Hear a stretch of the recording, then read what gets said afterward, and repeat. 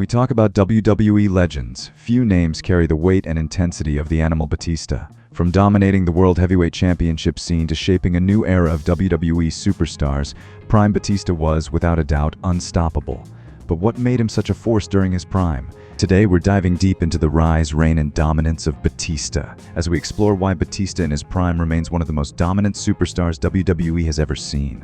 From 2005 to 2008, Batista's career reached incredible heights. This was the era when he defined what it meant to be a true champion.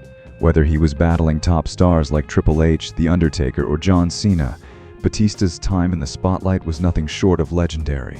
But it wasn't just his size and strength, it was his unyielding will to rise above any obstacle, time and time again.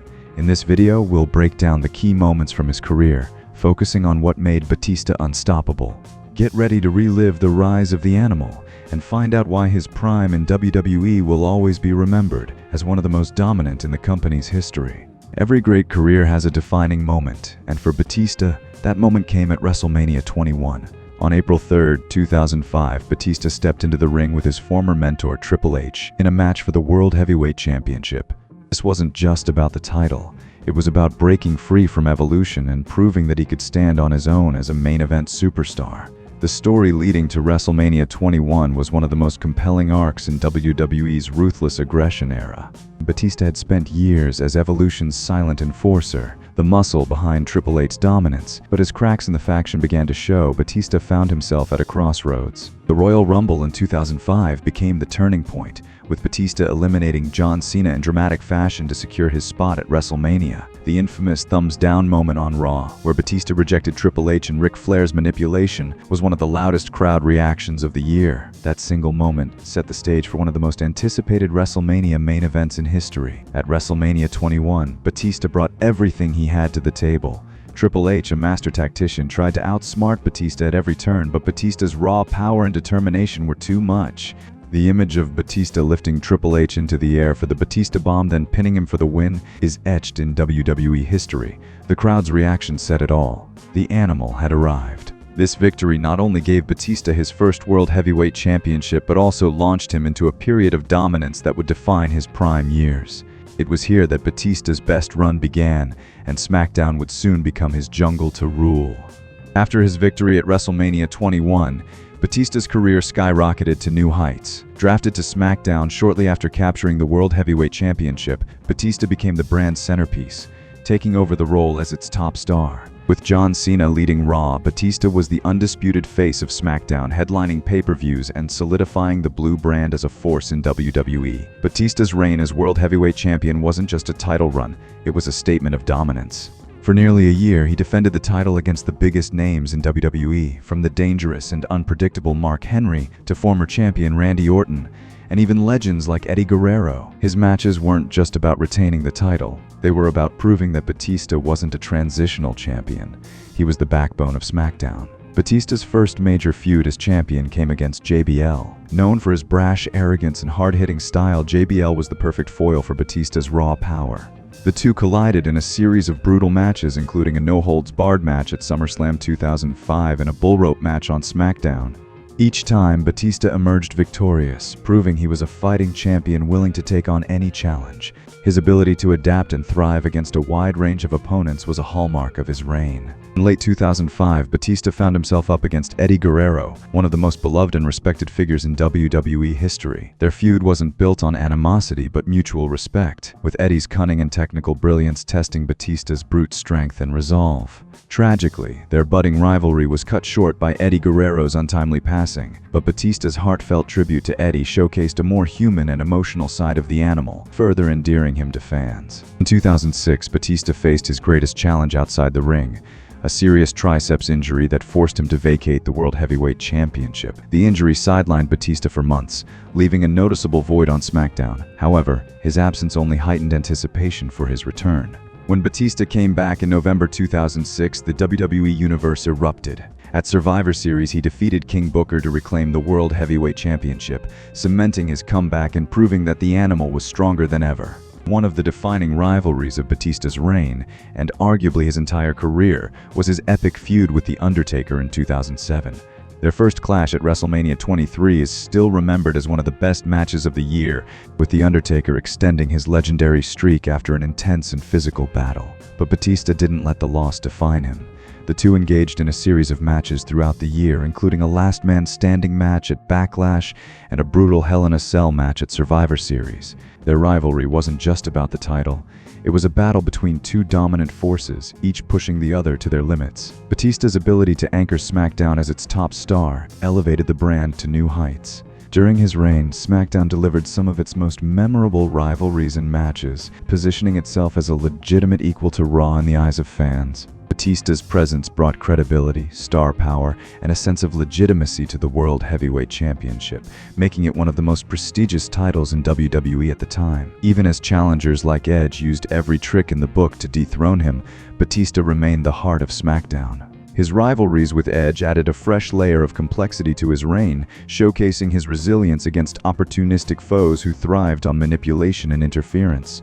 In every sense, Batista didn't just carry the brand, he defined it. His reigns as World Heavyweight Champion, his rivalries with legends, and his ability to consistently deliver in high-pressure situations made him the true face of SmackDown during his prime years. What set Batista apart from many of his peers during his prime wasn't just his physical dominance. It was the way his character evolved into a true superstar with undeniable charisma. Early in his career, Batista was known as Evolution's silent enforcer, letting his actions in the ring do the talking. But during his prime years, Batista grew into a commanding presence both in and out of the ring. Batista's promos were never over the top or overly elaborate. They were straightforward, intense, and to the point. Whether he was addressing a rival or firing up the crowd, his words carried weight because they felt authentic. Fans connected with Batista because he didn't try to be someone he wasn't.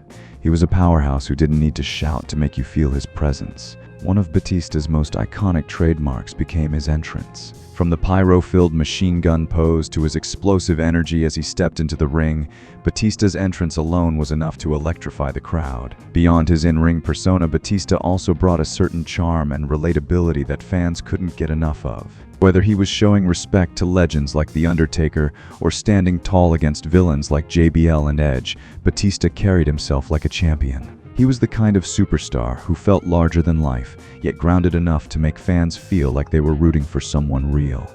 But as dominant as Batista was during his time on SmackDown, every era has its end. In 2008, Batista's draft to Raw marked the conclusion of his prime years on SmackDown, and with it came a new chapter in his career. As with all great runs, Batista's prime years eventually came to an end. In 2008, during WWE's annual draft, Batista was moved from SmackDown to Raw.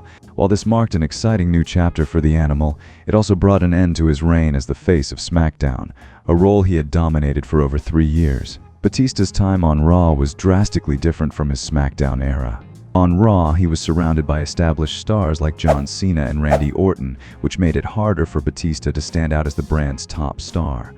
Unlike SmackDown, where he was the clear focal point, Raw's crowded main event scene meant Batista had to share the spotlight. Batista's last major feud on SmackDown before his draft was against Edge, who had regained the World Heavyweight Championship through his cunning tactics and reliance on La Familia. Batista's final SmackDown match during this run was a brutal last-chance match at Night of Champions 2008, where he was unable to reclaim the title from Edge. This loss symbolized the end of an era for Batista on SmackDown. Although Batista continued to find success on Raw, including title reigns and high-profile matches, his time on SmackDown remains the most celebrated period of his career. It was on SmackDown that Batista became a household name, headlining pay-per-views, elevating the brand, and cementing his legacy as one of WWE's most dominant superstars. From 2005 to 2008, Batista defined what it meant to be a dominant champion in WWE. His run wasn't just about winning titles, it was about delivering unforgettable moments, elevating SmackDown as a brand, and solidifying himself as one of the top stars of his generation. Few superstars could match the combination of power, presence, and charisma that Batista brought to the ring during his prime years. Batista's rivalries with Triple H, The Undertaker, JBL, and Edge created some of the most compelling matches of the Ruthless Aggression era. Whether he was battling in Hell in a Cell, Last Man Standing, or WrestleMania main events, Batista consistently delivered, proving he belonged at the top of the card. During his prime, Batista held the World Heavyweight Championship 4 times, with a combined reign of over 500 days. This not only made him one of the longest reigning champions of the era, but also one of its most dependable main event stars. Batista's prime years were the perfect blend of dominance and evolution.